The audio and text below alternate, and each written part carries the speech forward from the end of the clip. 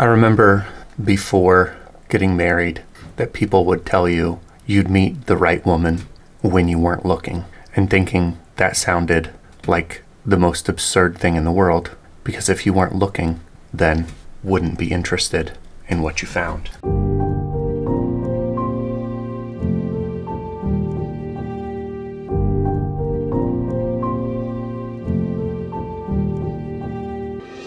I can't say whether it was true or not that I met Ashley when I wasn't looking.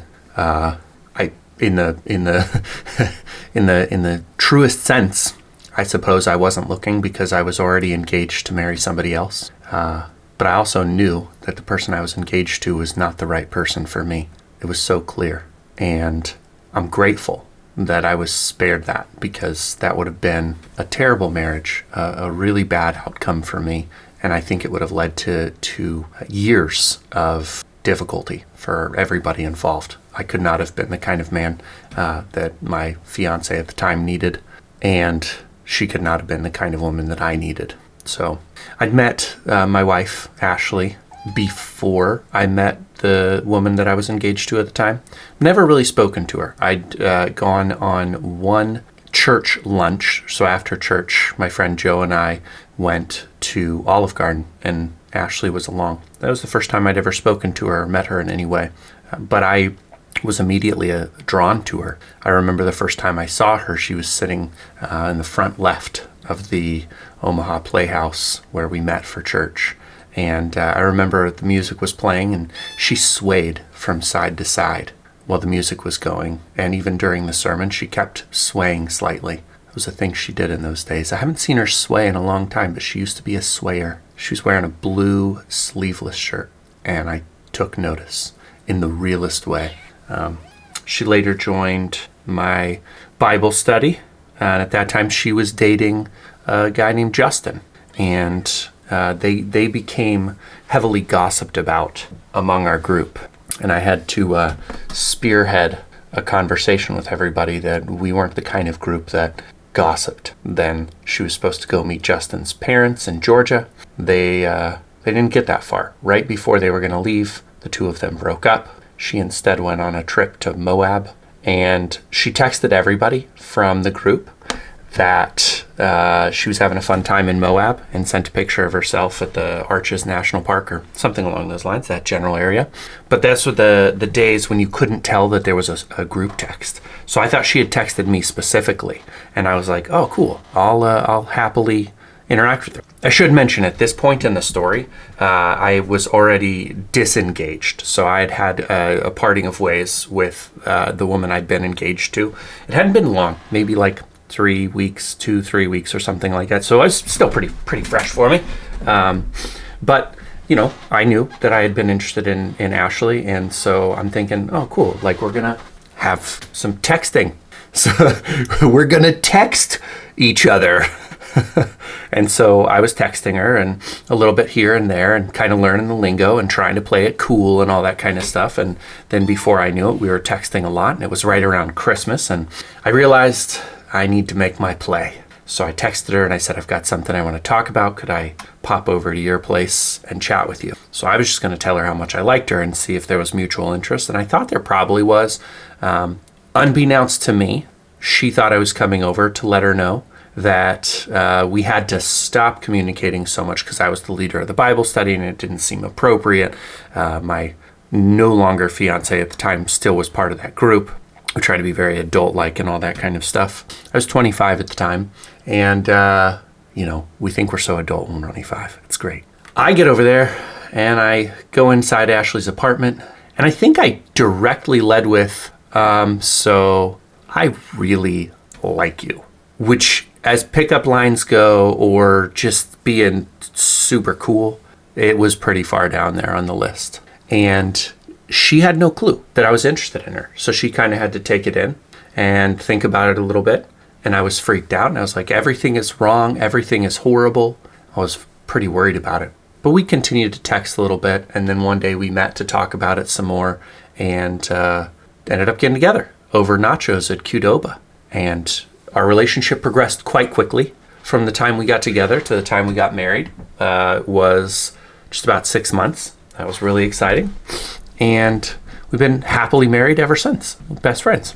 The reason I tell the whole story of this is really that front end thing that you'll find someone when you're not looking for them. And I don't really believe it, but I also don't really not believe it. And I'm thinking of it in context of this journey that hopefully a lot of you are on. I hope I'm reaching the right people. I hope the right people are sticking. This is a journey to become well known for our art, for what we're doing, to share what we're creating with the wider world, to make a living doing it, to be talked about, to have the opportunity to converse and really make a difference. See, for me, my art is so much more than an entertaining story. I want to entertain. That's top of mind always when I'm writing. Yet, I also want to share the things that I'm learning, the things that I'm thinking about, the things that I'm contemplating, the things that I believe to be true. And I think I do that best through stories because it's really hard for me to verbalize what I believe in clear, concise ways. I was not born to be a nonfiction writer for the most part. I need to work my way around a topic and build a constellation and then step back and look at that and engage with it. And that's how I learn the deepest lessons. It's how I learn the deepest lessons, and it's how I share the truest truths.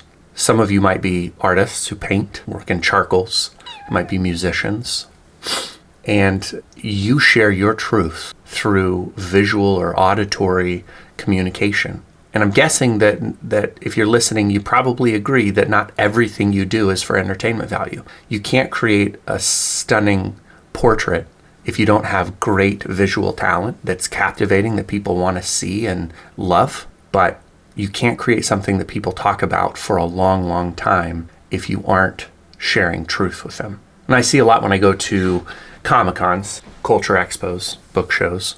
There will be people there who do fan art. You'll see works like Pikachu and Wolverine, Batman, all that kind of stuff. And those things sell. They're very much art-based. But even those things are still pulling from this massive canon that was already created by somebody else that is a holding place for values. Batman is this really cool character who is seeking truth.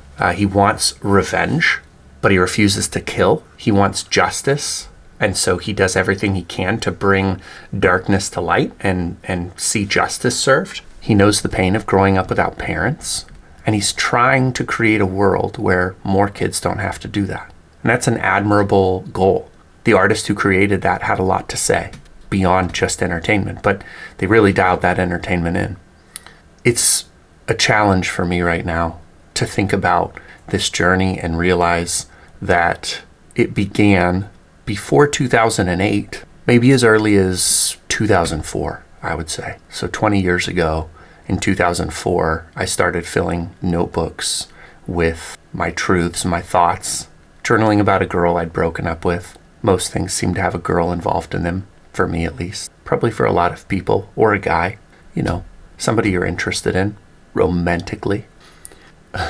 And I recognized that I loved writing. And I wrote every day, pages, getting those pages in. At that time, I had no intention of ever publishing them, though I always wrote to an audience. I always wrote as if someone would be reading.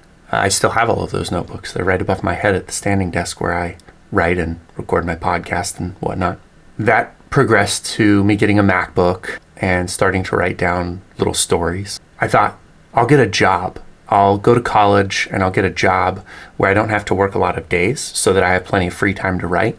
Halfway through, I discovered that there was this degree called a Bachelor of Fine Arts where I could do a fiction writing focus. And I think my early naive belief was that my writing would be so good going into the program that I would be introduced to an award-winning author and that they would, recommend me to an agent and I would get the book deal and I would be famous. I remember actually this one time going into my Composition 2 class with Mr. Frank Schmerdla. Thank you so much for being the professor who helped to solidify my journey by being kind and encouraging to me. And it was It was kind of like the midterm, let's talk about how things are going. I was in community college at Metropolitan Community College at the time, and it was my second writing class, Comp 2. I literally thought that whole day that I was going to walk in and Marilynne Robinson would be there. If you don't know her, she won the Pulitzer Prize for Gilead. She was an artistic or spiritual advisor to Barack Obama during his presidency.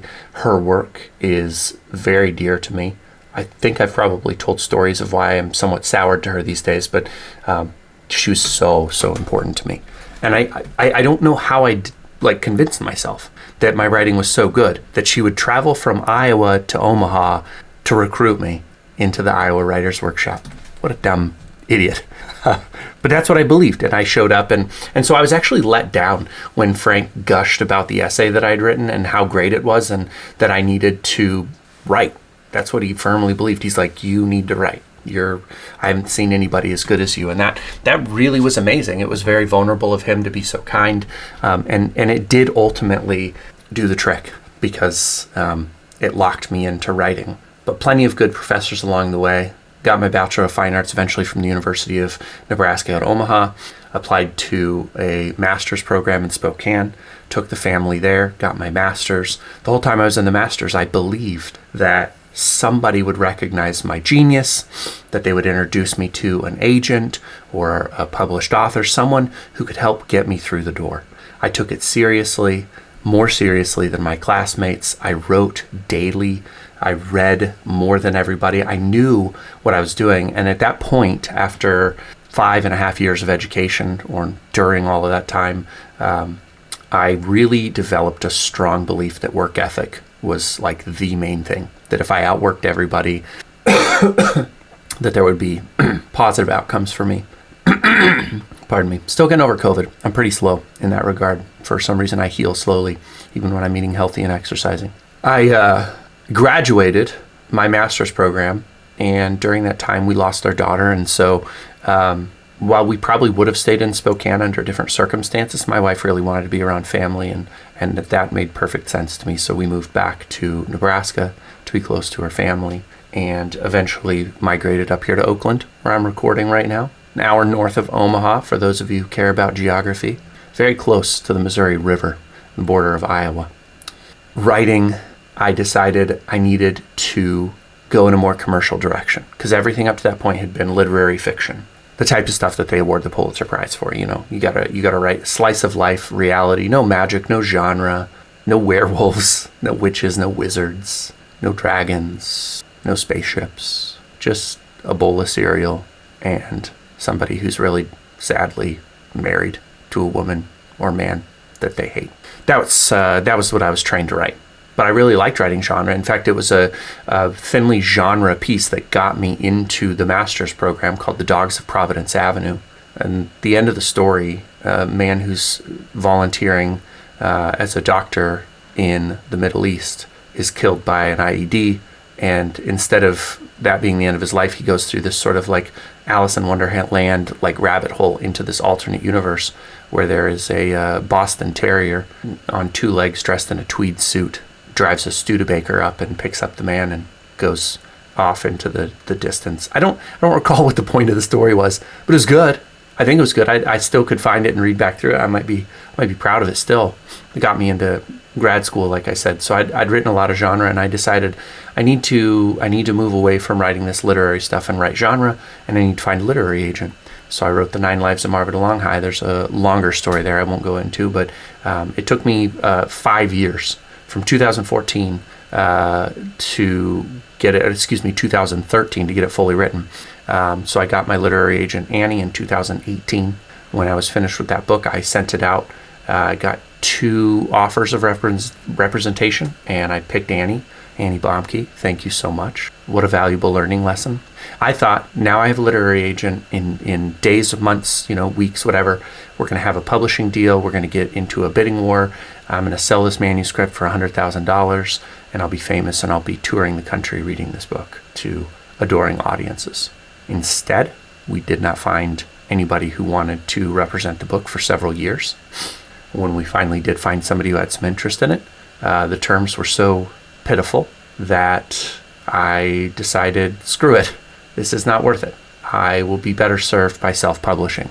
And so that's what I did. Self-published the book in 2021, 2022.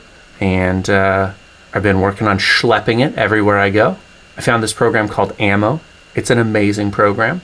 All in all, I probably have lost about $1,000 to maybe $2,000 on ads over a couple of years. And I've sold it to, 1,000 plus readers. Continue to write more books in the Luke and Time Mysteries after The 9 Lives of Marva de Longhai. Never intended for it to be a series, but when I self-published and found Ammo, I knew you need to write a series. And it was so quick that it all came to me that I was like, this is great. This will be fun. I love this 9-book series. And I worked quickly and efficiently, and people really seemed to enjoy the 8-Ball Magic of Susie Q and 24/7 of a Russian named Ruskov. But I never dialed into the ads as well as so many people have. I mean, I could just list off name after name of authors who have really succeeded. And for reasons I don't understand, I have not succeeded. I've never been able to turn the corner with my ads and really get them profitable and get a lot of new readers in the door and sell a lot of books. And I was starting to become concerned about the amount of money that I was spending without enough return, so that I decided to start attending comic convention. And comic conventions are the first time in my life that I've just been strictly profitable. This last one in Chicago was not great. There have been a handful that have been kind of not great. But, in terms of just like the cost of doing business, I've made money, and that's been really nice. But I'm selling maybe 100 books on a good show. And that's so slow that if I did this for the rest of my life, I would still never build a following big enough to make a meaningful impact on the world, to be a household name. And I have a lot of doubt at this point, because I've been able to achieve a lot of the little landmarks that suggest that the work should take off and go, and it fizzles out. So going back to that idea of like, you will find the woman you love when you're no longer looking. Like, this is the idea of you will have a breakthrough. And if you quit, you'll never know, because that breakthrough might have come tomorrow. God, for all the times that I have thought, like, maybe tomorrow the breakthrough will come. Every day I check my Amazon dashboard, hoping that word of mouth has swept through the country in some weird and magical, mystical way. Hasn't happened. So from discovering my passion to now, we're looking at 20 years. 20 years of work. And I start to wonder if I'm just a stubborn idiot. So there's nothing terribly uplifting here. This podcast is supposed to document the journey as it is. In the last few weeks, I've been having a hard time creating anything. The only thing that's still coming relatively easy is the actual writing of 5 Finger Discount of a Perfect Stranger. It's written from the perspective of Lyle, and I've really enjoyed it. I'm hearkening back to my old literary days, actually. I've set a challenge for myself so that every chapter is a single page or less. Cannot spill onto a second page. Double-spaced 12.1-inch margins. Nothing can spill into the second page, and if it does, I have to revise that chapter until it fits on a single page. I do that because I feel like it helps me to define Lyle's voice. He's the kind of guy who's not like given to be a writer, and so I want to give the sense of like simplicity of words, simplicity of thought, and it forces me to come up with little cliffhangers. Every single page has to end with a little cliffhanger that pulls you into the next one. It's wonderful. I'm also doing full-page dialogue chapters where there are no dialogue tags, and I have to be very careful about the speakers and orienting the reader to know who's who. So I'm doing some things I haven't done in a while, playing with forms to try to build a compelling novel that feels totally different from anything else in the series, but yet is utterly critical to the series. And I've been thinking, like, what do I do next? So we've got the 4-post bed of Celia Tchaikovsky, very much a Lyle story. It might make sense to split the series so that I write 4 books in his perspective and 4 books in Luke's perspective. And that leaves me with the 9th book in the series, the one for a woman called Cancer. And I think that you could write that from a third-person perspective. There are some really tantalizing reasons why I might want to do that. But I don't think I want to write another 3 books with single-page chapters. I don't think that it would be in the reader's best interest to read a bunch of books like that. And so how do I adapt Lyle's voice to do something a little bit different, but still like keep the core him? If I choose to write the series, the first 4 books in Luke's voice, the second 4 books in Lyle's voice, and the last book in a third-person voice that has access to both of them, I'm not sure. These are things I'm thinking about. So I guess the reason I allowed myself that tangent is because I'm still watching myself dream about the future and believe there's a reason to do this. And yet I have kind of a soul agony today and these past few weeks of like, it feels like the universe is saying quit right now more strongly than it ever has before. It feels to me like I just want to throw in the towel. I'm tired, and I don't believe that just because I'm tired that I can't handle more. Actually, that's the scary thing. That is kind of going back. That's kind of going back to the front of this podcast again. The idea of, you'll find the one you're looking for, the one you're meant for when you're not looking. I've heard it. Like, again, this idea of like when you're just about to give up is the moment that you'll break through, or you can't give up because you don't know if the next day is the day that you're going to break through. These are all similar kind of promises that people will give you. They always come from successful people who have made it around the corner, made it through the gates, made it into the private party. They always tell you that in retrospect. But when you're working through it, there's no chance it's true.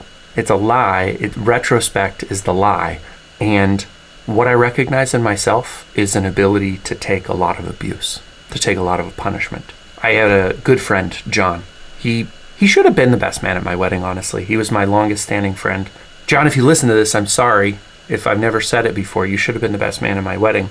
You're the only groomsman who I still speak to, who I still care for, who I love. And in a period of time, John needed a place to land for a little while, kind of get some things straight with his life. He came out and lived with my grandparents, Dave and Bernice, in Omaha for a year.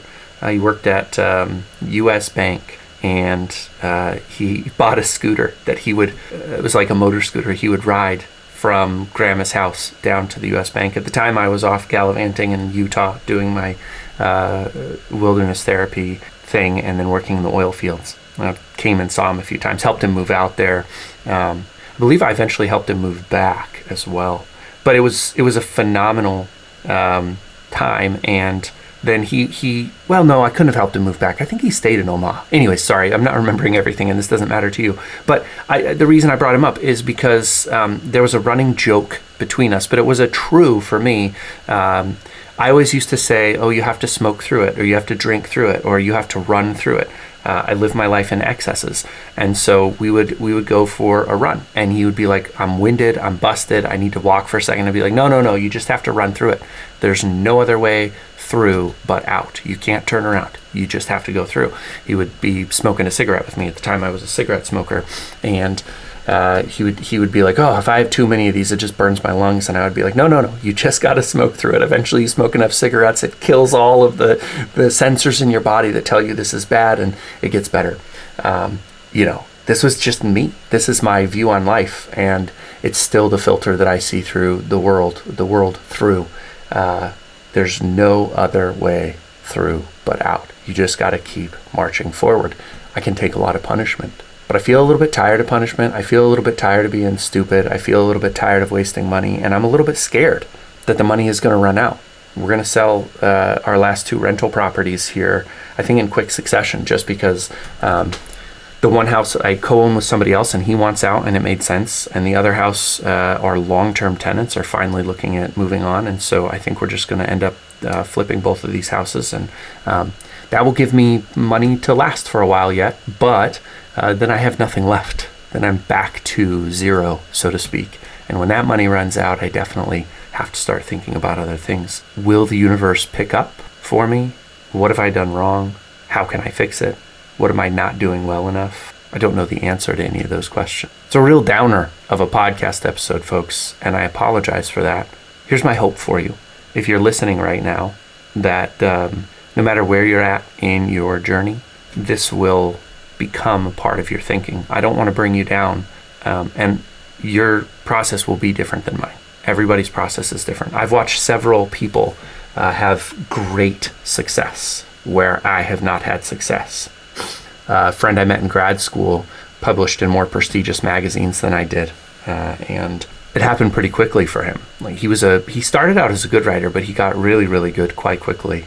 and I watched him publish in magazines that I'd been trying and getting rejected from for a long time. And I was happy for him and envious. And I have had a guest on this podcast 3 times not too long ago, William F. Gray. When I first spoke to him, and mark my words, you can go back. I think you have to look on my personal feed for this if you are first listening to this in the podcast network. But anyways, same podcast name. You can find Becoming a Household Name and follow the whole extended podcast there. But anyways, early on, my very first interview with William F. Gray, he'd written The Man Behind the Door. I loved that novel. It touched me deeply, and I reached out to have him on the podcast and told the world about it. And I remember asking him when we were in conversation, like, if this book took off, would you ever quit your current job and be a full-time author? And he said he loved the place he was at so much. He could never see himself quitting. They'd done so much for him. He was glad he had a book out. And that was kind of where that landed. Like, he was less ambitious, I thought, at the time. I'd like to take credit for what happened next. I cannot take credit for it. Maybe I put a spark in his brain. That's the most that I could speculate. He went on to write several other phenomenal books. One I'm reading right now, Our Father's Burden, and it's the weakest of the 3 that I've read by him, but still a really fun novel that I'm enjoying an awful lot. And he got picked up by a publisher called Wicked House. Now he has been picked up by another publisher that has published some of Stephen King's work. And he has hundreds and hundreds of reviews between all of his books. Positive reviews, glowing reviews. People love his work. And I would not be surprised in the least if very soon he's able to leave his job and be a full-time author. It's a really cool thing to see. I'm so happy for him. And I'm envious. I want that. I can't tell you how much I want that. The question I have after 20 years of working on this is, am I blind to the fact that I don't have the actual gift? The stories I tell, are they just not suitable for a broad readership? And that's an answer I don't know if I'll ever be comfortable feeling like I have, because even if I should succeed, I will always wonder, like, what's coming next? When's the other shoe gonna drop? Answers. I don't have any. So I brought up that with William, with my old classmate from Eastern Washington University, to say, like, you might be listening, tomorrow's your day. You're going to pop, and everything is going to be amazing, and you're going to be like, man, that was a real downer of a podcast I just listened to. You might take another 5 years. You might take the whole 20 and plus. I don't know what your journey is going to be like, but I believe that it's my responsibility to share how it's going over here, in the hopes that you're able to take what you need from this. I know that the best podcasts, the ones who are really great, they wrap everything up with a lesson and a take-home and an action item. I can't give you any of those things. I have no action items. Just like I got into writing fiction and telling stories because stories do it best for me, I hope that just building this constellation has given you something to work with. And, cross your fingers, knock on wood, throw a prayer up to the heavens or the universe, or chant or do whatever you want to do, that things will go good here, because I'm still trying, as of right now, to become a household name. We'll talk to you again next week. Becoming a household name won't happen overnight, but with your help, it can happen for me or for anyone you know who's on this journey. If you liked what you heard today, would you consider sharing this podcast with someone you know would love it too? Word of mouth is the single biggest difference maker for a dreamer's outcome. Thanks again for listening, and we'll talk to you next time.